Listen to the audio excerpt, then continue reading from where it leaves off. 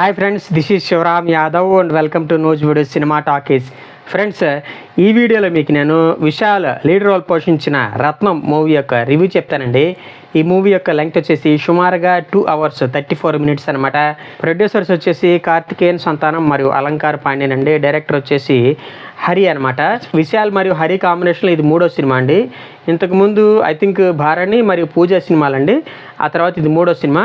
ఈ సినిమాలో హీరో విశాల్తో పాటు ప్రియభవాని శంకర్, యోగి బాబు, మురళీ శర్మ, సముద్రఖని మరియు హరీష్ ప్యారడి తదితరులు నటించారండి. ఓవరాల్గా మూవీ బాగుందా అంటే మాత్రం నాకైతే జస్ట్ ఓకే అనిపించిందండి. అయితే బి మరియు సి క్లాస్ సెంటర్ ఆడియన్స్ ఎవరైతే ఉన్నారో వాళ్ళకి ఈ మూవీ కొద్దిగా నచ్చొచ్చండి. ఎందుకంటే డైరెక్టర్ హరి అనగానే మాస్కి నచ్చేటటువంటి ఆ ఎలివేషన్ మరియు యాక్షన్ సీన్స్ ఉంటాయండి. ఇందులో కూడా ఆ యాక్షన్ సీన్స్, ఎలివేషన్ సీన్స్కి అయితే కొద్దిగా లేదనమాట. మరీ ముఖ్యంగా ఆ యాక్షన్ సీన్స్ మరియు ఫైట్స్ అయితే మాత్రం చాలా బాగున్నాయండి. సినిమాకి మేజర్ హైలైట్ అవే అనే చెప్పుకోవాలి. అందులోనూ సినిమాలో వైలెన్స్ డోస్ చాలా ఎక్కువ అండి. స్టార్టింగ్ నుంచి ఎండింగ్ వరకు కాళ్ళు చేతులు నరుక్కోవడం, తలకాయలు నరికేటప్పుడు ఆ బ్లడ్ అండ్ వైలెన్స్ ఫ్యామిలీతో వెళ్తే మాత్రం ఖచ్చితంగా ఇబ్బంది పడతారు. ఇక స్టోరీ పరంగా చూసుకుంటే మన హీరో క్యారెక్టర్ అయిన రత్నం వచ్చేసి ఒకానొక టైంలో పన్నీర్ సెల్వం సముద్రఖని గారి కోసం జైలుకి వెళ్తాడనమాట. జైలుకి వెళ్ళి వచ్చిన తర్వాత నుంచి అతను సముద్రఖని గారికి రైట్ హ్యాండ్గా ఉండిపోతాడనమాట. అలాగా అతనికి సపోర్ట్గా ముందుకు వెళ్తున్న టైంలో హీరో లైఫ్లోకి ప్రియభవాని శంకర్ ఎంటర్ అవుద్దండి. అయితే మురళీ శర్మ గ్యాంగ్ వచ్చేసి హీరోయిన్ని చంపుదామని చెప్పేసి వెంటబడుతుంటారు. ఆ గ్యాంగ్ వీళ్ళని ఎందుకు చంపుదాం అనుకుంటుంది, కారణాలు ఏంటి, మరి ఆ గ్యాంగ్ నుంచి మన హీరో విశాల్ కాపాడా లేదా అనేది మీరు మూవీ చూసి తెలుసుకుంటే బాగుంటుంది అనమాట. ఓవరాల్గా చూసుకుంటే స్టోరీ అయితే ఇదండి. రొటీన్ మాస్ మసాలా స్టోరీ అనమాట. ఈ టైప్ ఆఫ్ స్టోరీస్ని మనం ఇంతకుముందు చాలా చూసేసామండి. కాకపోతే ఈ సినిమాలో కొన్ని చోట్ల బలవంతంగా ట్విస్టులు అలాగే యాడ్ చేసి సినిమా స్టోరీని అలా ముందుకు నడిపించారేమో అనిపించింది తప్ప నాకైతే అంతగా ఎక్కలేదండి సినిమా. ఏదో రివ్యూ చెప్పాలి కాబట్టి చివరి వరకు భరించాను కానివ్వండి, లేదంటే ఇంటర్వెల్కే బయటకు వచ్చేద్దాం అనిపించింది నాకైతే. ఇక యాక్టర్స్ యొక్క పెర్ఫార్మెన్స్ విషయానికి వస్తానండి. విశాల్కి రత్నం లాంటి క్యారెక్టర్స్ కొట్టిన పిండి అండి. ఇటువంటి మాస్ క్యారెక్టర్స్ ఆయనకి కొత్త ఏమీ కాదనమాట. చాలా ఈజీగా నటించుకుంటూ వెళ్ళిపోయాడు. యాక్షన్ సీన్స్లోనూ ఇరగదీశాడు. అట్లాగే మదర్ సెంటిమెంట్కి సంబంధించి వచ్చే సీన్స్లో కూడా చాలా బాగా నటించండి. ఓవరాల్గా విశాల్ యాక్టింగ్ మరియు యాక్షన్ ఈ సినిమాకి ఉన్నటువంటి ప్రధాన ఆకర్షణ అని చెప్పుకోవాలండి. ఇక విశాల్ పక్కన హీరోయిన్ ప్రియభవాని శంకర్ నటించిందండి. స్టార్టింగ్ నుంచి ఎండింగ్ వరకు కూడా తన క్యారెక్టర్ హీరోతో పాటే ట్రావెల్ అవుద్ది అనమాట. అయితే స్టోరీ పరంగా చూసుకుంటే ప్రియభవాని శంకర్కి ఇది చాలా డిఫరెంట్ రోల్ అండి. హీరోకి క్లోజ్గానే ఉన్నట్టు ఉంటుంది కానివ్వండి, తను దూరంగానే ఉంటుంది అనమాట.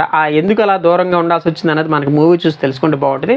ఓవరాల్గా ప్రియభవాని శంకర్ కూడా చాలా బాగా నటించిందండి. హీరోకి ఏమాత్రం తక్కువ కాకుండా తనకి ఇచ్చిన రోల్కి న్యాయం చేస్తూ మంచి పెర్ఫార్మెన్స్ని కనబరిచింది. అట్లాగే మరొక సపోర్టింగ్ రోల్లో సముద్రఖని గారు నటించారండి. ఆయన కూడా తనకిచ్చిన రోల్లో అద్భుతంగా జీవించారని చెప్పాలి. హీరో విశాల్ మరియు హీరోయిన్ తర్వాత సముద్రఖని గారి పెర్ఫార్మెన్స్ మనల్ని బాగా ఆకట్టుకుంటుందని చెప్పాలి. ఇక కమెడియన్ యోగి బాబు ఉన్నా కానివ్వండి, అతన్ని ఎందుకో సరిగ్గా యూజ్ చేసుకోలేదేమో అనిపించింది. ఓవరాల్గా యోగి బాబుకి ఇచ్చినటువంటి కామెడీ సీన్స్ అయితే పెద్దగా వర్కౌట్ అవ్వలేదు. మనం కితకితలు పెట్టుకుని బలవంతాన పళ్ళుకి ఇచ్చుకుని నవ్వాలి తప్ప నవ్వేంతలా అయితే ఆ సీన్లో అయితే లేవు. ఇక యాంటాగనిస్ట్ నెగిటివ్ రోల్ పోషించిన మురళీ శర్మ గారు మాత్రం చాలా బాగా చేశారండి. డిఫరెంట్ మేనరిజంతో మనల్ని ఆకట్టుకుంటాడనమాట. ఎనీహౌ మురళీ శర్మ గారు కూడా తమకి ఇచ్చిన రోల్కి న్యాయం చేశారని చెప్పాలి. కథ పరంగా చూస్తే ముందే చెప్పాను కదండి, ఇది బి మరియు సి సెంటర్స్ ఆడియన్స్కి మాత్రమే కొద్దిగా నచ్చుద్ది అనమాట. ఏ క్లాస్ సెంటర్స్కి అయితే సిటీలో ఉండే మల్టీప్లెక్స్ ఆడియన్స్కి ఈ సినిమా అంతగా ఎక్కకపోవచ్చు. ఓవరాల్గా జస్ట్ వన్ టైం వాచబుల్ అని చెప్తాను, బట్ ఫ్యామిలీతో అయితే వెళ్ళొద్దనే చెప్తాను. ఇక టెక్నికల్ డిపార్ట్మెంట్ విషయానికి వస్తే డిఎస్పి అందించినటువంటి మ్యూజిక్ బాగుందండి, నాకైతే నచ్చింది. అయితే పాటలు పర్లా సినిమాలో సబ్జెక్ట్కి తగ్గట్టుగానే ఉన్నాయి కానివ్వండి, బీజిఎం మాత్రం ఎక్స్ట్రాడినరీగా ఉందండి. మరీ ముఖ్యంగా యాక్షన్ సీన్స్ కానివ్వండి, కొన్ని సెంటిమెంట్ సీన్స్లో కూడా బ్యాక్గ్రౌండ్ మ్యూజిక్ చాలా బాగా వచ్చింది.